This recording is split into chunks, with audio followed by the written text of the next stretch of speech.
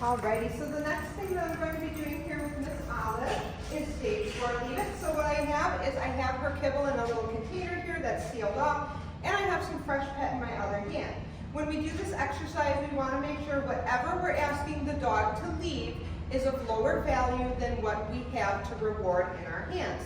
So I'm going to start this exercise off by grabbing her relatively close to her harness here, and I'm going to put the food on the floor. Now at no point does she ever forget that the food is there, so anytime she chooses to move away, she is making the choice.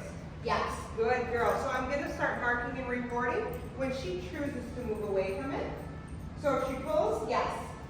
I mark and reward when she looks at me, and we're going to keep walking. Yes, good girl. You see light pressure there, cause her to turn back around to me.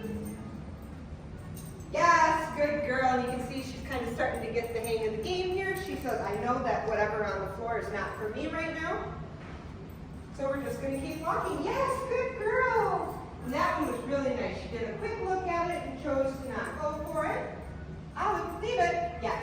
So if she gets too close, that's when I'm going to use my leave it cue. That cues her to turn back around. Yes, good girl. And we're just going to continue walking back and forth. Every time she's successful, yes, we're going to move closer and closer. So again, now you took a step in, leave it, yes, good girl. And we mark and reward when she moves away. You got to chew your food, sweetheart. Careful. Good girl. Yes, good girl, Miss Olive. And we're going to do that until we're done with our 10 treats. Leave it.